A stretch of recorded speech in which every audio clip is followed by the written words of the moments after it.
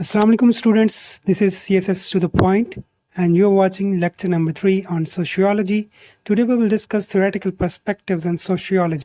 Now this might be overly simplistic, like in sociologists' views basically fall into two camps, that is macrosociology and microsociology. A macrosociologist perspective में क्या होता है, आप social structure and social institutions को study करते हैं और position within the social structure, that is status, role, institutions determine human behavior. यानी आपका एक इंडिविजुअल का जो बिहेवियर है that is determined by the social structure of the society. तो मैक्रो अप्रोच का वेंटेज पॉइंट क्या है? Whole society. They study the society as a whole. अच्छा, अगर एक सोसाइटी के अंदर सोशल इंटीग्रेशन नहीं होगी तो उस सोसाइटी के अंदर कैओस होगा. अब इसी का उल्ट है हमारे पास माइक्रो पर्सपेक्टिव. माइक्रो पर्सपेक्टिव कहता है कि societies larger structures are shape through individual interactions. यानी इंडिविजुअल्स की वजह से सोशल स्ट्रक्चर्स बनते हैं. माइक्रोसोशियोलॉजिस्ट ये भी कहते हैं कि human behaviour is based on individuals interpretation of a situation and the meaning they gave to it. For instance, if there is an armed robbery, microsociologists would discuss such things as why robbery rates are higher in poor communities. और क्या ये rates change होते हैं with a change in national economy? जबकि micro perspective वाले ये देखेंगे कि इंडिविजुअल्स क्यों क्राइम कमिट करते हैं और वो अपने टारगेट्स को कैसे चूज़ करते हैं. अच्छा, macro perspective is further dominated into two perspectives, that is functionalism and conflict theory.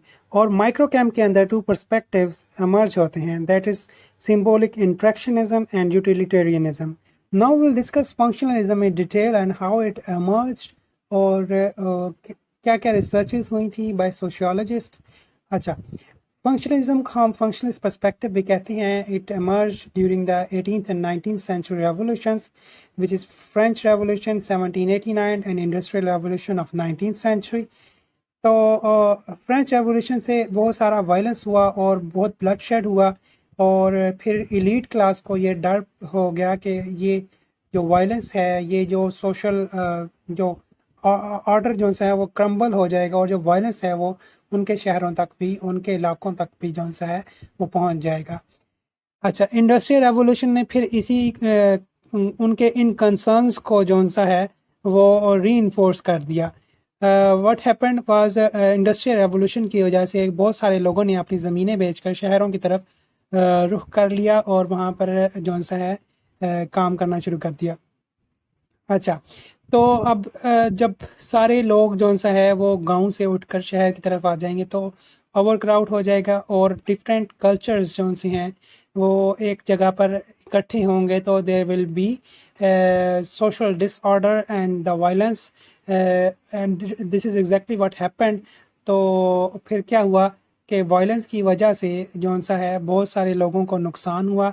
They attacked bystanders, destroyed property and generally wreaked havoc. So there was a breakdown of social order in the European countries. Acha.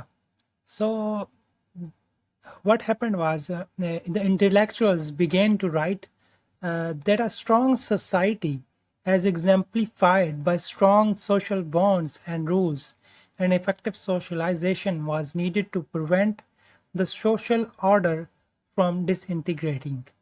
अच्छा, तो आपको क्या चाहिए होता है? Social bonds चाहिए होते हैं, रूल्स एंड इफ़ेक्टिव सोशलाइजेशन होना बहुत ज़रूरी है for social order to prevail. ठीक है, अगर ये चीज़ें नहीं होंगी तो सोशल ऑर्डर आपका डिसइंटीग्रेट हो जाएगा. 20th सेंचुरी में एक नावल लिखा गया Lord of the flies by William Golding, that was in 1954. फिर यही नावल जो सा है वो कॉलेज स्टूडेंट्स को भी पढ़ाया गया. तो इसमें जो सा है वो स्टोरी ये थी कि एक प्लेन क्रैश होता है एक आइलैंड में. तो ब्रिटिश बॉयज़ थे उस प्लेन के अंदर. ठीक है, अब no longer supervised bye adults and no longer in a society as a once knew it. ठीक है, तो उन्होंने फिर कुछ रूल्स बनाए for regulating human behavior and eventually کیا ہوا they stopped following and respecting those rules and they became savages and murdered each other. تو یہی سارا کچھ ہوا تھا ایک سیزن کے اندر جس کا نام ہے دا 100. اس میں بھی ایڈلٹس جو ہے وہ ان کو ارتھ میں بھیجا گیا آفٹر اٹ واز ڈسٹرائڈ اور دے اسٹاپ فالوئنگ رولس اور اس میں بھی یوں ہی کچھ ہوا. آیا ہے ایمل درخائم. ایمل درخائم کی جو رائٹنگس ہیں they adapted the conservative intellectual view. ٹھیک ہے کہ آپ کے پاس ایک اسٹرانگ سوسائٹی ہونی چاہیے. اچھا درخائم صاحب کہتے ہیں کہ ہیومن بینگس کی جو سی ہیں وہ ڈیزائرز ہوتی ہیں. ٹھیک ہے ان کی خواہشات ہوتی ہیں اور اب وہ اپنی خواہشات کو پورا کرنے کے لیے کچھ بھی کر سکتا ہے. تو how can we limit these passions. تو یہ پیشن جو سا ہے وہ لمٹ کون کرتا ہے؟ آپ کی ایک سوسائٹی کرتی ہے اور اور اس فورس کو جو سا ہے یہ جو فورس ایکسٹیریئر فورس ہے اس کو وہ کہتا ہے مورل اتھارٹی آف سوسائٹی. اسی چیز کو وہ فردر ایکسپلین کرتا ہے کہ how does society limit individual aspirations. Durkheim emphasize two related social mechanisms. ایک کو کہتے ہیں سوشلائزیشن اینڈ دوسرا از سوشل انٹیگریشن. تو سوشلائزیشن کیا کرتا ہے؟ ہیلپ کرتا ہے ایک انڈیویجول کو to learn the society rules and the need to cooperate. ٹھیک ہے. اور پھر کیا ہوتا ہے دوسرا ہے ہمارے پاس سوشل انٹیگریشن. سوشل انٹیگریشن کیا کرتا ہے؟ ہمارے ٹائز کو امپروو کرتا ہے باقی لوگوں کے ساتھ اور with the help of social institutions like religion and the family. تو socialisation and social integration help establish a strong set of social rules. ٹھیک ہے. اس کو وہ کیا کہتا ہے درخائم؟ Collective consciousness. اب کولیکٹیو کانشیسنیس یا کانشینس کیسے لمٹ کرتا ہے ایک انڈیویجول کی ایسپائریشنس کو؟ It creates a cocoon around an individual. اور پھر کیا ہوتا ہے کہ میکنگ ہم less individualistic and more like a member of a group and a society. ٹھیک ہے. اب ویک رولز اور سوشل ٹائز اگر ویک ہوں گے تو مورل ککون جو سا ہے وہ بھی ویکن ہو جائے گا and that will lead to social disorder. اور if they are strong then the society will be a stable society. پھر آگے درخائم use suicide to illustrate how social disorder can result from weakening of society's moral cocoon. ٹھیک ہے. پھر اس کو وہ کیا کرتا ہے سوسائڈ سے جو سا ہے وہ ریسرچ کرتا ہے اس کے اوپر اور ہی فاؤنڈ دیٹ پروٹیسٹنٹس کے بلیفس میں suicide has an ambivalent kind of a view یعنی جو کلیئر نہ ہو. ٹھیک ہے. اور آن ادر ہینڈ کیتھولکس کے اندر سوسائڈ کو بہت زیادہ کنڈیم کیا جاتا ہے جس کی وجہ سے پروٹیسٹنٹس کے اندر سوسائڈ ریٹ جو ہے وہ زیادہ ہے as compared to Catholics. And Durkheim use suicide to illustrate how social disorder can result from weakening of society's moral cocoon. اچھا تو وہ کہتا ہے کہ سوسائڈ کرنے والے شخص کو صرف ہم یہ نہیں کہہ سکتے کہ he was unhappy. There must be some other explanations like the weakening of the moral cocoon of the society. اب جس سوسائٹی میں ریپڈ سوشل چینج آئے گا تو کیا ہوگا کہ سوشل نارمز جو سے ہیں وہ آپ کے ویک ہو جائیں گے, انکلیئر ہو جائیں گے, سوشل ٹائز بھی ویک ہو جائیں گے اور اس کی وجہ سے کیا ہوگا کہ نارم لیسنس ہو جائے گی. اس کو کیا کہتے ہیں ہم؟ انومی.